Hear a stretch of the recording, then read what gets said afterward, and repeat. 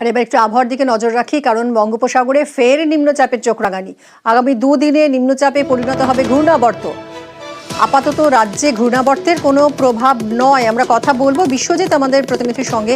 বিশ্বজিৎ, সবে একটু শীতল অনুভূতি হতে শুরু করেছিল রাজ্য জুড়ে, তার মধ্যে আবারও ঘূর্ণাবর্ত। শীতে কি থাবা বসতে পারে?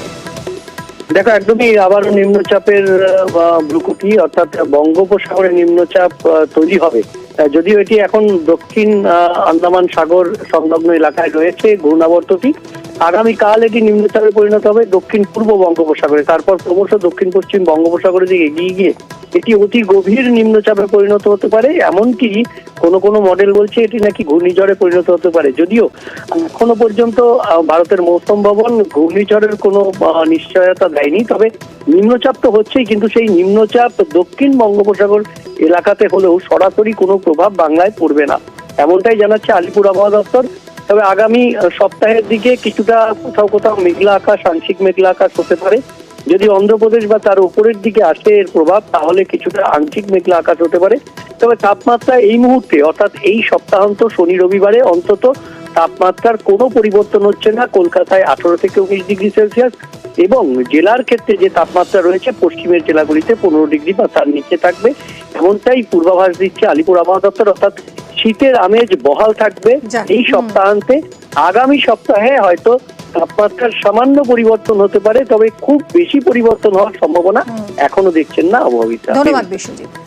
উত্তরবঙ্গের কি খবর, উত্তরবঙ্গের কি পরিস্থিতি জানবো। পার্থ রয়েছেন আমার সঙ্গে, আমার সহকর্মী। পার্থ, উত্তরবঙ্গে কি কোনো রকম প্রভাব পড়তে পারে? মানে আগামী কয়েকদিন ঠিক কিরকম থাকবে আবহাওয়া? পার্থর সঙ্গে কথা বলবো। উত্তরবঙ্গে মোটামুটি পরিষ্কার আকাশ, রোদ ঝলমলে, পাহাড়ে হিমেল পরশ, সমতলেও পারদ নামছে। কথা বলবো পার্থর সঙ্গে। পার্থ, উত্তরবঙ্গে কি এই ঘূর্ণাবর্তের কোনো প্রভাব পড়তে পারে? গতকালই কিন্তু দুপুরে অঝরে তুষারপাত হয়, ঠান্ডা থেকে মৌসুমের প্রথম তুষারপাত।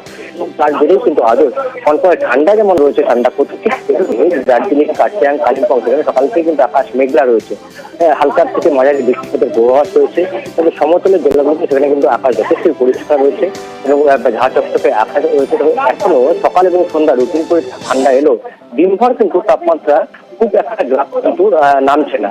অর্থাৎ সর্বনিম্ন তাপমাত্রা সমতল জেলাগুলোতে শিলিগুড়ি, জলপাইগুড়ি, কোচবিহার, দিনাজপুর, আলিপুরদুয়ার সেখানে কিন্তু 18 থেকে 20 ডিগ্রির আশপাশে ঘোরাফেরা করছে। অন্যদিকে পাহাড়ে সেখানে কিন্তু হিমেল হাওয়া বইছে এবং তার দিকে কিছুটা হলেও তাপমাত্রা কিন্তু খানিকটা নেমেছে কালিম্পং এবং দার্জিলিং। সব মিলিয়ে পাহাড়ে কিন্তু যথেষ্ট মনোরম আবহাওয়া রয়েছে এবং ঠান্ডাক্ষ থেকে বহু পর্যটক এই মুহূর্তে ব্যস্ত আছে এবং তারা গতকাল অনেকটা মেঘলা চেয়ে জলের মতোই তারা কিন্তু মৌসুমের প্রথম তুষারপাতের সাক্ষী থেকেছেন এবং প্রচুর পর্যটককে আমরা দেখেছি বরফের টুকরুনি খেলছে এবং তারা আবারও অপেক্ষায়।